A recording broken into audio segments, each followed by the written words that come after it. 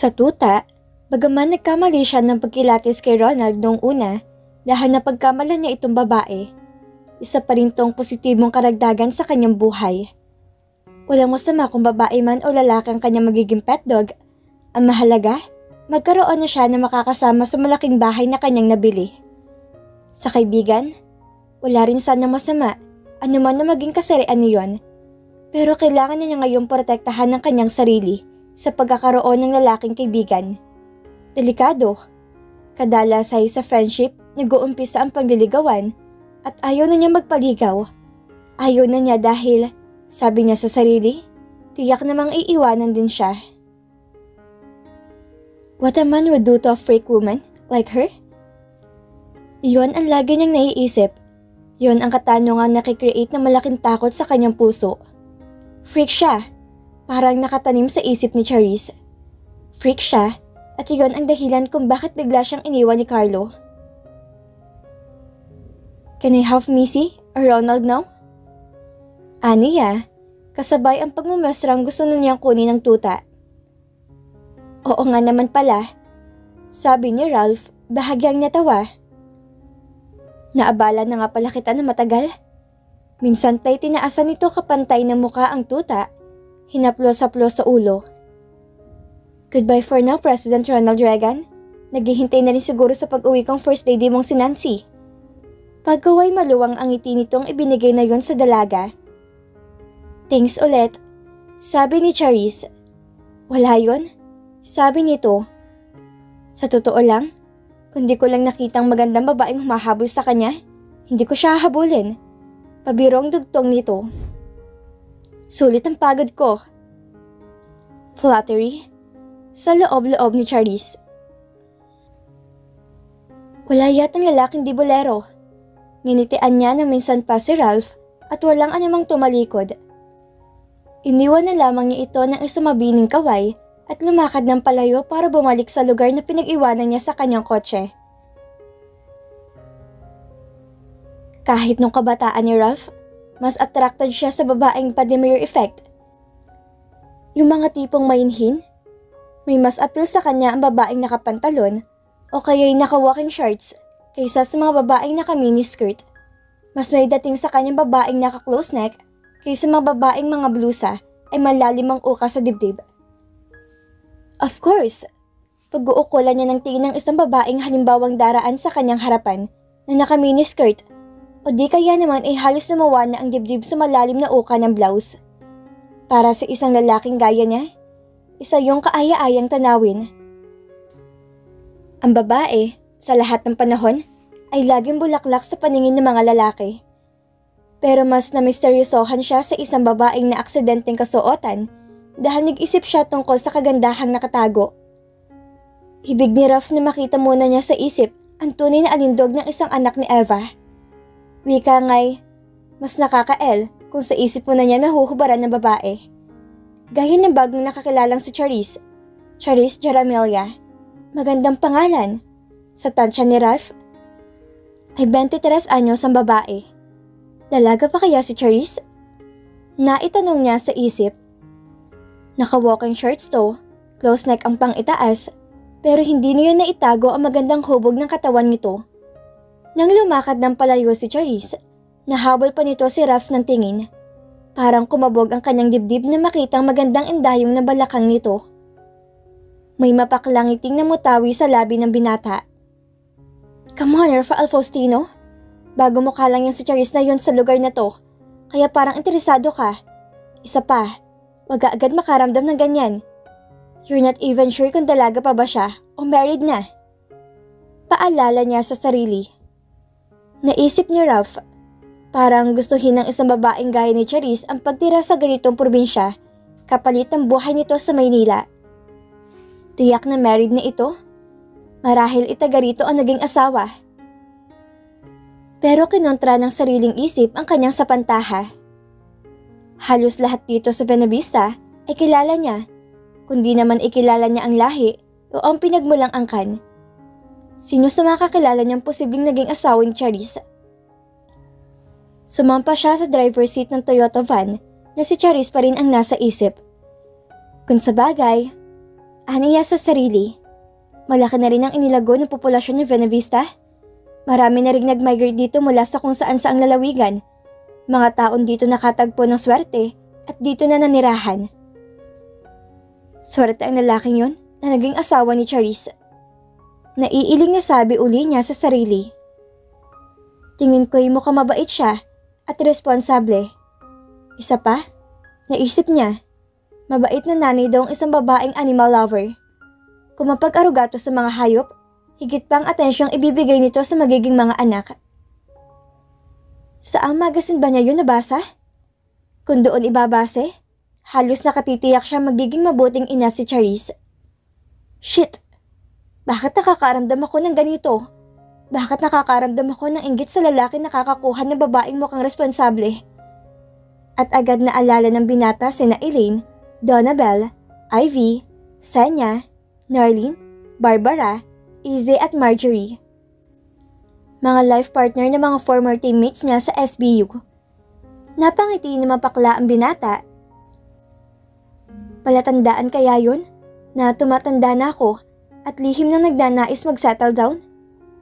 Pakiramdam ni Ralph ay sumigla siya habang kausap ang bagong kakilala at kakatuwang para niya wala ang kanyang pagod samantalang galing siya sa construction site. Kanina lang ay gustong-gusto na niyang makauwi para makapag-shower at makapagpahinga. Pero ngayong naisip niya na posibleng may asawa na nga si Charisse. Pakiwari niya ay nagbalik lahat ng kanyang pagod. Bakit nakaramdam siya ng ganun? Bakit nakakaramdam siya ng panghihinayang na baka nga may asawa na si Charisse? Dahil ba nagka-crush agad siya rito? Dahil ba nabigahani siya sa napakagandang ngiti nito? Marami na siyang nimit na babae. Lalo na noong siya'y member pa ng SBU's Dream Team. Ang iba'y nakarelasyon niya at ang iba pa'y nakipagsiping sa kama. Pero wala pa siyang nakilalang babae na kasing tamis ni Charisse kung ngumiti. Ano nga bang pagkakaiba ng ngiti ni Charisse? Kimi ang ngiti nito, friendly, bagaman naroon pa rin ang reserbasyon dahil si Rafael bagong kakilala. Pero mahalata mong galing sa kaibuturan nito ang ngiting iyon. Tapat na ngiting walang kaplastikan. Ang isang bagay lang na pinagtakhan din agad ni Ralph kay Charisse ay kung bakit parang nakita siyang lungkot sa maganda nitong mga mata. Malalim na kalungkutan na parang nagsasalaysay ng isang digaanyong masayang buhay o pinagdaanan. Was it possible na hindi maligaya si Charisse sa asawa nito? Kung may asawa na nga kaya to, isa kaya tong battered wife? At kung may asawa na nga to, dapat yun ang huling pagkakataon na maging laman yun ng kanyang isip. Pinahururot ni Ralph ang sasakyan kasabay ng pagkakawala sa malalim na hininga ng paghihinayang. Malapad ang ngiti ni Heidi, sekretary ng Ramirez and Jaramillo Law Office pagdating ni Charisse sa opisina. Wala pang mag-asawang Sid at Vita Ramirez, mga partner niya sa law office na yon. Pero gaya nga ng dati, naroon ang kanilang sekretaryang sa Heidi. Palagi maaga tong pumasok. Agad ding napansin ni Charisse ang isang middle-aged na babae na nakaupo sa isang silya sa harap ng mesa ng sekretarya. Ang cute naman ng tuta mo, Attorney Jaramillo. Masiglang bati ng sekretary sa dalaga. Siya nga pala, Attorney. Ito yung mother ko. Nay, siya ho ang bagong partner ni na Attorney Ramirez. Mataman siyang pinagmasdan ng ina ni Heidi. Magandang umaga sa iyo, Attorney. Magandang umaga rin ho, Mrs. Magalang na tugon ni Charisse. Masyado kang formal? Pwede mo akong tawaging nanay o ring? Nakangiti nang sabi uli nito. Kung di mo mamasamain, pwede ko bang makita ang kanang palad mo? Nangunot ang noo ng dalaga. Nagtaka. Sumaklolo sa Heidi. Kasi Attorney, marunong manghula ang nanay ko. Sa katunayan nga ho, yun ang kanyang trabaho. Mula ho na maulila kami sa ama, ang panguhula na ang pinagtaguyod niya sa aming tatlong magkakapatid. Nagkailaw ang mga mata ni Charisse. Talaga ho? Marunong kayo manghula? Konti, noong medyo bata-bata pa ako'y mangupahan ako ng isang lugar sa Maynila at doon ako nanghula. Pagkukwento nito. At marami ako naging suki. May mga artista pa nga. Marami raw sa mga hula ko sa kanila'y nagkatotoo. Hawak na ni Heidi ang tali ni Ronald. Sige na, attorney, magpahula kayo sa nanay ko. Inilahad na ni Charisse ang palad at hinawakan na yon ni Nanay Uring. Magkano naman po yung singil nyo? Tanong niya. Sa'yo, libre. Boss ka ng anak ko eh. Nakatawang sabi nito. Halimbawang may nobyo kang nagtaksil sa'yo at iniwan ka, pwede nating pabalikin. Ho? Hindi ako nagbibiro. Bakit? May nobyo ka bang lumayo sa'yo? Naku, wala ho. Pagsisinungaling agad niya. Hindi na kailangan malaman ng ibang tao ang pait na dinanas niya nang iwan siya ni Carlo. Dadalhin ko na muna sa labas ng tuta niyo, attorney. Pamamaalam ni Heidi. Ang cute niya. Kahapon ko lang nabili yan. Sabi niya. Anong name niya? Ronald.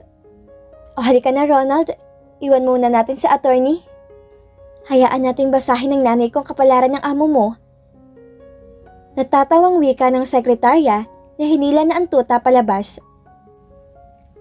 Sa tapat ng bintana ng office ko mo ilagay ha? Gusto ko nakikita siya oras-oras. Pahabol ni Charisse.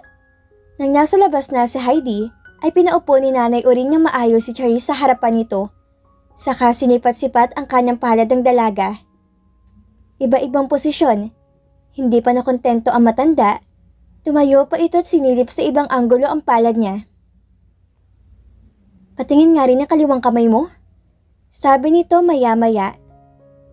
Bakit ho? May nababasa ko para sa hinaharap mo, iha. Wika nito. At pati sa nakaraan mo. Nagsisinungaling ka sa akin. Ano hong ibig niyong sabihin? Kabadong tanong niya. Nagsinungaling ka sa akin nang sabihin mong hindi ka iniwan ng nobyo mo. Wika nito. Heto. Ang guhit na to'y nagpapahiwatig na nagdanas ka ng isang kabiguan sa pag-ibig. Dagdag pa nitong sinanda ng hintuturo ang guhit sa palad niya. Saka siya tiningnan ng tuwid sa mga mata. Magtapat ka sa akin. Sinaktan ng isang lalaki ang puso mo, hindi ba? Lumingon muna siya sa pintuan ng opisina bago sumagot. Oho. Gusto mo bang pabalikin natin siya? Tanong uli nito. Kung gugustuhin mo, kung papayag ka, kaya ko siyang pabalikin sa'yo. Paano ho? Ituturo ko sa'yo kung paano, pero hindi dito. Pumunta ka sa bahay ko at doon ko ituturo sa'yo mga dapat mong gawin. Basta, susundin mo lang ang lahat kong sasabihin. Nililipas ang 3 buwan at matatagpuan mo siyang nasa harapan mo na at humihingi ng tawad sa'yo. Basta pasyalan mo lang ako sa bahay kung kailan ka available. Sige ho. Pag lumuwag po yung schedule ko, pupuntahan ko kayo. Nasabi na lang niya. Nang makaalis ang manghuhula, nagtuloy na siya sa loob ng kanyang opisina. Isa yung 4x4 square meter na tanggapan na kinalalagyan ng 2 steel file cabinet. Ang kanyang malaking office desk, upuang swivel chair, may 2 visitor chairs sa harap ng kanyang table. Pagpihit niya sa kanan, ang computer katabi ang printer. Air condition ng silid. Sa law office na pinanggalingan niya sa Maynila, carpeted ang sahig. Hindi nga siya partner doon, pero di hamak na mas malaki ang pasahod sa kanya doon. Malalaki at mayayamang personalidad at kumpanya ang kliyente ng pinanggalingan niyang law firm. Pero sabi nga niya, nakakapagod na ang fast-paced na way of life sa Maynila. Malaki nga ang kita, pero malaki rin ang gastos. Lagi mataas ang pressure sa trabaho. Pero hindi ang mga yon ang dahilan kung bakit ginusto niya manibagong lugar. May mas malalim na dahilan kung bakit ginusto niyang manirahan sa Buenavista. May gusto siyang takasan. May isang kahapong ibig niyang kalimutan. May pangyayari sa kanyang buhay na gusto na niyang ituring na hindi nangyari. Ibig niya magkunwaring hindi naganap at magiging madali ang paglimot kung siya ay lalayo. Tamang-tama sa pangangailangan ni Sid at Vita ng isa pang makakasamang abogado sa law office na itinayo namang ito sa Buenavista, ang pagnanais ni Charisse na lumayo at lisanin ang Maynila. Timing na timing ang pagdating ni Vita isang araw ng Sabado sa kanyang townhouse unit at inalok siya maging partner sa Ramirez and Ramirez. Parehong lawyer ang mag-asawa. It's not as lucrative as practicing here in Manila, but we're doing well in Buena Vista. Pangungumbinsi pa nito sa kanya. Sabi ni Sid, kung makukumbinsi raw kita, gagawin ka agad yung partner. Na ibig sabihin, magiging kalahati siya anumang kikitain ng maliit na law firm na mag-asawa. Nakumbinsi siya ni Vita, humingi siya rito ng 3 buwan para magampanan ang mga obligasyong nakaatang pa sa kanya sa pinapasokang law office. Tatapusin lang muna niya ang mga yon. Isa pa, gusto rin muna niyang ipagbili ang mga prime properties na pamana sa kanya ng namatay na mga magulang. Nagsosolo siyang anak. Malaki ang kabuhayang niiwan sa kanya ng namatay ng mga magulang. Isang 2 prime lot sa isang subdivision sa Antipolo na may kabuang sukat na 630 square meters. Bukod pa ang Tudor apartment na pinapaupahan nila sa Sampaloc, Manila. Nasa Paymar Galyon, malapit lang sa UST campus. Mahigit 200 metro kwadrado ang sukat ng loteng iyon, pero malaking halaga sapagkat nasa pusod ng Maynila. Hindi nahirapan si Charis na ihanap ng buyer ang mga prime properties na yon, kasama na ang kanyang townhouse unit. Malaki-laking halaga rin ang nalikom niya, bukod pa ang kanyang personal savings sa pagtatrabaho. At may malaki pang natira na mabili niya ang 3.8 million pesos worth na ari-arian ng mga Alcantara. Actually, hindi agad yon binili ni Charis. Pumasyal muna siya sa Buena Vista para pakaramdaman ng sarili at ang paligid. Gusto niya makatiyak sa sarili na mawiwili siya roon. At maganda naman ang vibes niya sa lugar.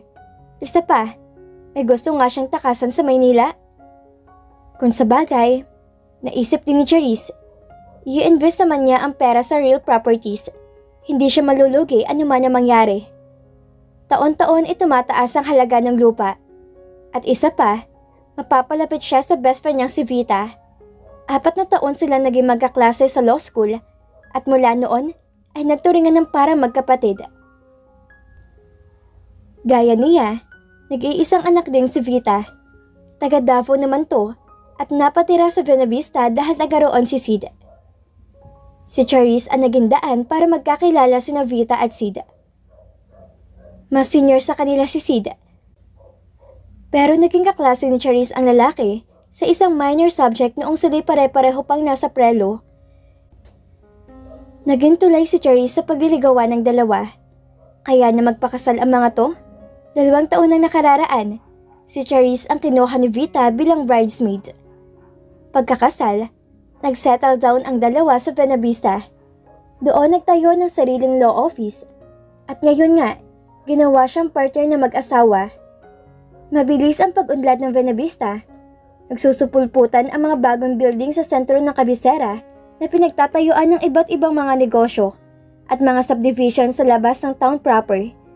Mga transaksyong nangangailangan ng kontrata at yon ang linya ni Charis.